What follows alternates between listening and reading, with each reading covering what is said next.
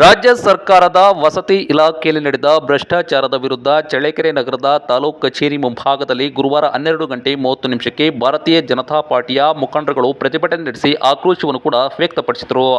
ರಾಜ್ಯ ಸರ್ಕಾರದ ವಸತಿ ಇಲಾಖೆಯಲ್ಲಿ ನಡೆದ ಭ್ರಷ್ಟಾಚಾರ ಹಾಗೂ ವಸತಿ ಸಚಿವ ಜಮೀರ್ ಅಹಮದ್ ಖಾನ್ ರವರು ರಾಜೀನಾಮೆ ನೀಡಬೇಕೆಂದು ಬಿಜೆಪಿ ಮುಖಂಡರು ಇದೇ ಸಂದರ್ಭದಲ್ಲಿ ಒತ್ತಾಯ ಕೂಡ ಮಾಡಿದರು. ಮುಖ್ಯಮಂತ್ರಿ ಸಿದ್ದರಾಮಯ್ಯ ನೇತೃತ್ವದ ಕಾಂಗ್ರೆಸ್ ಸರ್ಕಾರದ ವಸತಿ ಸಚಿವಾಲಯದಲ್ಲಿ ವಸತಿ ಸಚಿವ ಜಮೀರ್ ಅಹಮದ್ ಖಾನ್ ರವರು ನಡೆಸುತ್ತಿರುವ ಬಡವರ ಮನೆಗಳಿಗೆ ಹಣವನ್ನು ಪಡೆದು ಮನೆಗಳನ್ನು ವಿತರಣೆ ಮಾಡುತ್ತಿದ್ದಾರೆ. ವಸತಿ ರೈತರಿಗೆ ಸಿಗದೆ ಲಂಚದ ಹಣ ನೀಡುವವರಿಗೆ ಮನೆಗಳು ಸಿಗುತ್ತಿವೆ ಎಂದು ಬಿಜೆಪಿ ಜಿಲ್ಲಾಧ್ಯಕ್ಷರಾದಂಥ ಕೆ.ಟಿ. ಕುಮಾರಸ್ವಾಮಿಯವರು ಆರೋಪ ಮಾಡಿದರು. ಬ್ರಹ್ಮಾಂಡ ಭ್ರಷ್ಟಾಚಾರ ಈ ಕಾಂಗ್ರೆಸ್ ಸರ್ಕಾರದಲ್ಲಿ ನಡೆಯುತ್ತಿದೆ.